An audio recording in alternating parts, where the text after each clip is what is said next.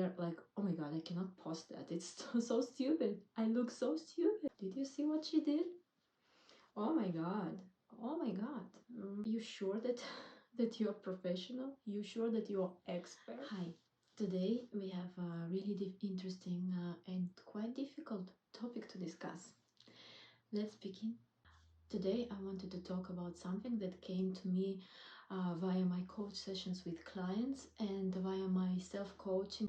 It's something, you know, when you dig very deep to something that blocking you from achieving your target, that something that holds you, that for example, you already have plan, you already know what to do, but you're still not doing, then you go deeper and deeper. And what I realized, it's like a pattern for me, because I see it in my clients, I see it in me. It's that after few sessions we come to this point, to the point of fear, and the very nature of this fear is very interesting. That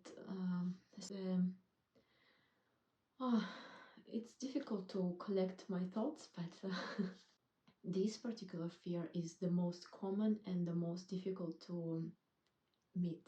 I'm talking about fear being rejected by society. Being rejected means that they just go away, they just unfollow you, and mostly it's by the way with social media. Let me explain how it worked for me.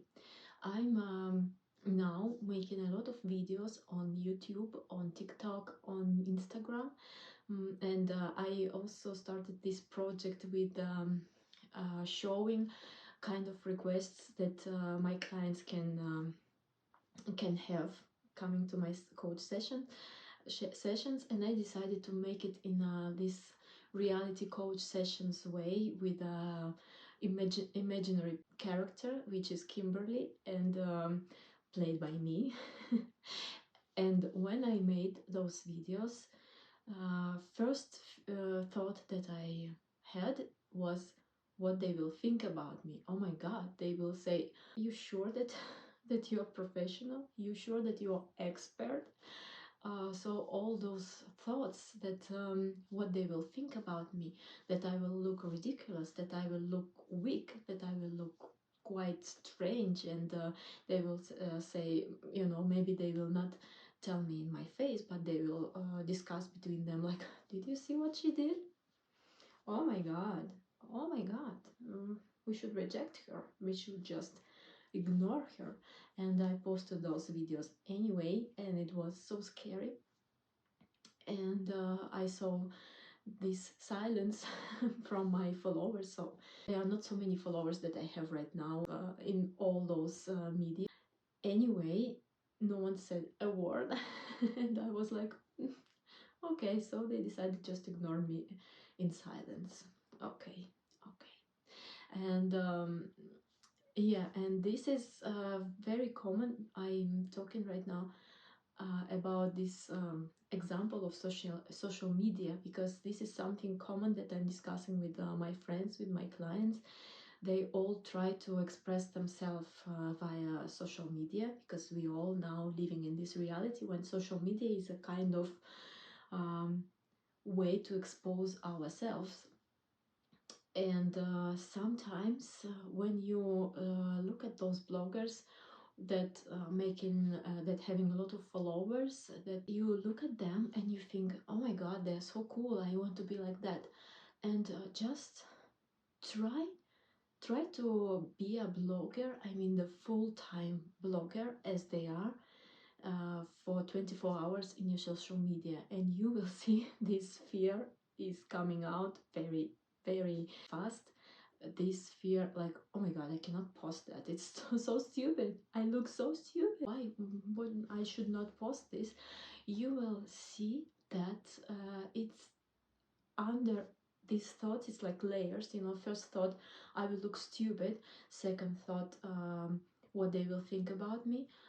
Then third thought, maybe they will think that I'm crazy. Then you will think, so my colleagues will look at this and what they will think, then my clients will see this, then my parents, my relatives, my friends of my husband will see this, or just your some classmates from your past will look at this, and what he will tell, what you know, the very last thought that you have, that they will say, wow, she's great, she is brave. This is like the last thing that you think about this. First you think about this, what they will think about me, what they will tell about me, what they will do with all this. They will just unfollow me in silence, or they will share it with someone that we both know, and they will laugh about me. So under all those fears is these fears, they based on so this one, to be rejected by your society, and by this being rejected by your society, we can go even deeper, because so naturally human being, we are meant to be in a group.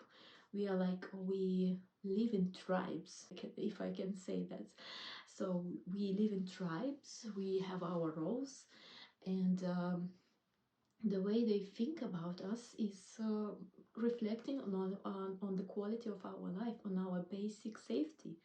So when in ancient times, when someone was rejected by the tribe and was left alone in the forest or in the cave, what then was for this alone left behind?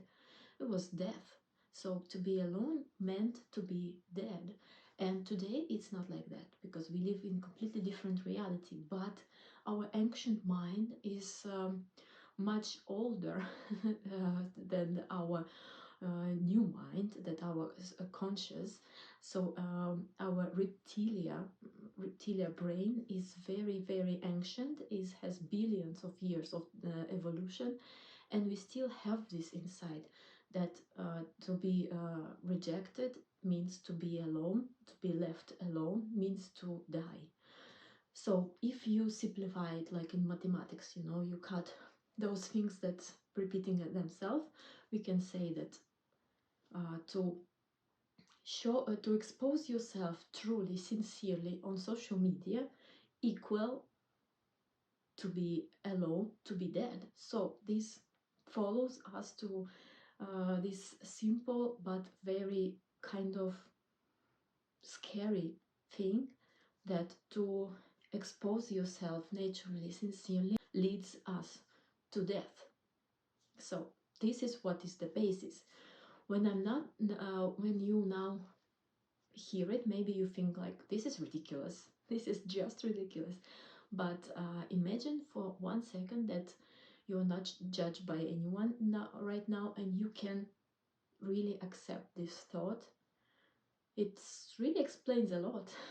When you look at this social media of not these big bloggers, but for someone that tries to be blogger, or just post something into social media, what we see something very natural, very nice. We post our faces with filters, because we want to show that we are better than we are, and because if we show our true face, it leads to death. I mean, by all those explanation. So our brain thinks like that. So if you, for example, go and dance in front of your camera, showing your body, showing yourself as you are, someone will think she's a bad mother. She's really bad mother. Someone will say, oh my god, she's fat. Or someone will say, she's so skinny. Someone will say, I would never do that. Why should I do that? Because I'm not stupid. That means that all those people who judge you, they just don't give permission to themselves to expose themselves. And when they don't give permission to themselves, they don't want you to have this permission, because this means that everyone can be wherever they want, and then they also need to do something to be together with this flow, with this tribe. Because if you look at your surrounding, at your people around you, there are not so many people that posting funny videos, sincere videos on TikTok, or do you have a lot of them? This is just example with social media because it's very relevant to me right now. When you post something, you think you have automatically thousands of filters to this post, and I'm not meaning right now those filters to make this picture better. Filter, is it appropriate? What will my mom say? What will my colleagues say about this? What will a friend of my husband, friend of my wife say? What so you put all those filters, you say, okay, maybe this is too much, you adjust, and then at the end, maybe it's coming out something completely different from what you meant to post, and it's something like very normal, very appropriate, and very boring. And you collect that 20 likes from your colleagues, from your someone that for whom you posted it, and that's it. But when you try to post something, I don't know, really what you really think, what you really, I mean, even video, you just without thinking what they say, without thinking what they will think about you, you just post it, and you have so much resistance even to post. Not I'm not saying about even to do that. It's really something really difficult. So I could say that this is something now, maybe innovational for coaching is like a coaching via social medias. So just try to make those posts, try to make those stories and videos wherever you do, wherever you want to do, and you will see how it changes you. It really will change. And it's difficult at the beginning, but it's then so much fun. And going back to our fear, when we meet this fear, so first, in my session, first thing that we do, we try to look at the face of this fear, what image this fear has in your mind. So try now, now it could be also kind of coach session for you if you want it to be. You just sit and imagine. So let's say this fear is quite, I'm now telling about quite common fear. Maybe for you it would be something different, but this fear about social media, let's take this one because it's something that I'm just keeping on listening, keeping on reflecting. It's also something relevant to me.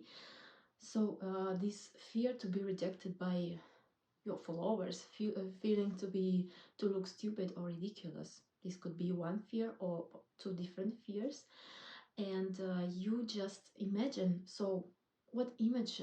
What is this? Is it a person? Is it some object? Is it some space? So what is this for you? What image you have inside about this fear?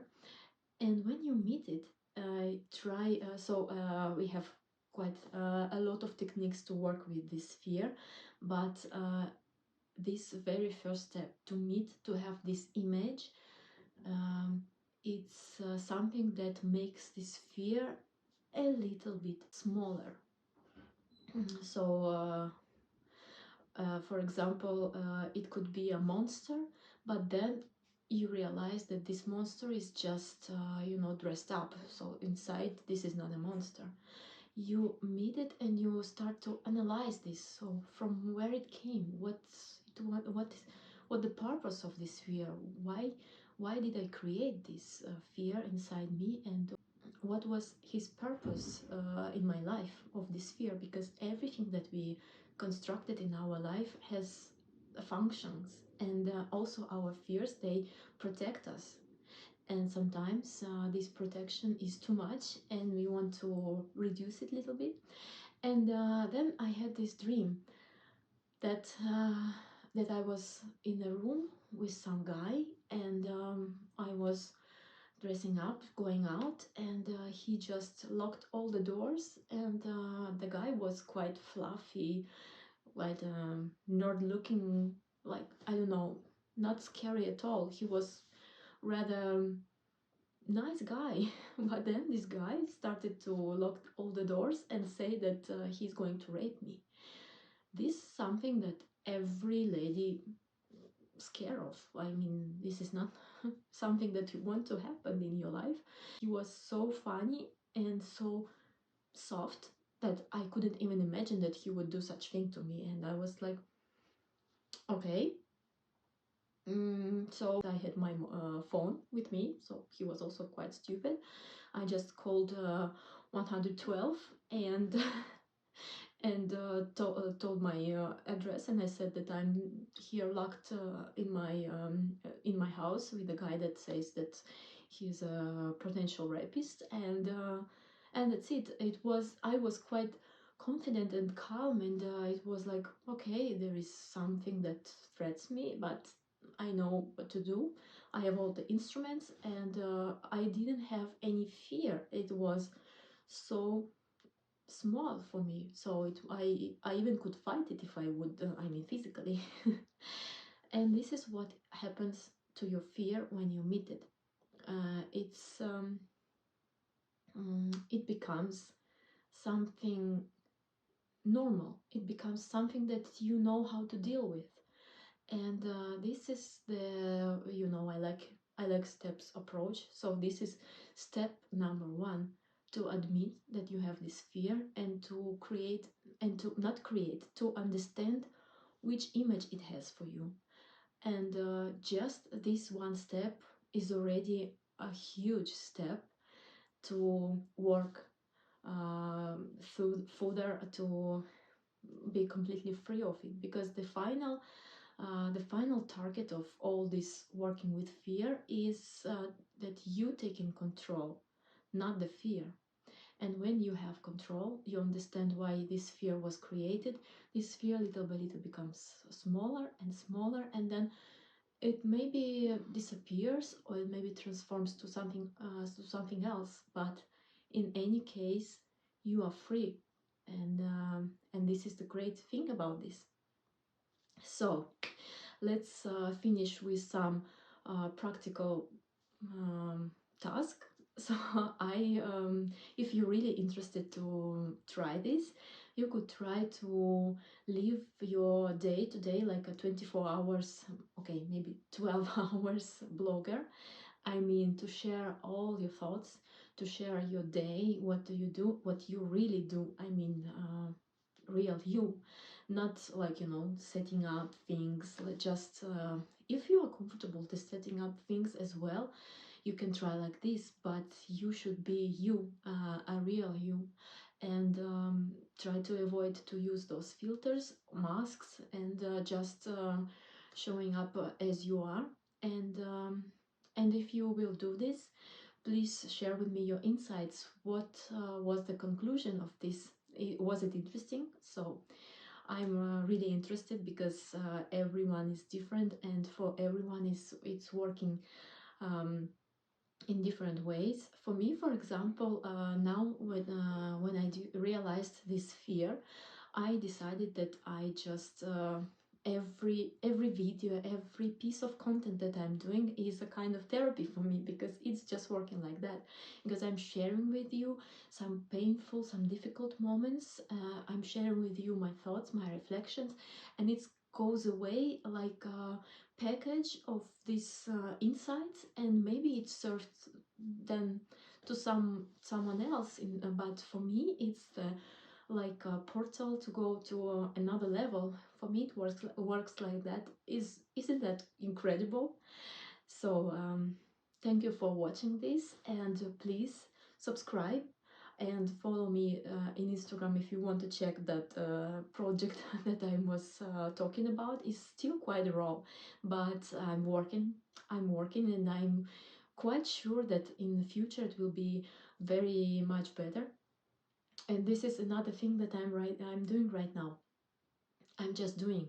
I'm not, expecting to make it perfect. I'm just doing as I feel, and somehow I think the quantity will grow to quality. Anyway, let's see. And any feedback is appreciated, because this is something that supports me. And again, thank you for watching this, and have a great day.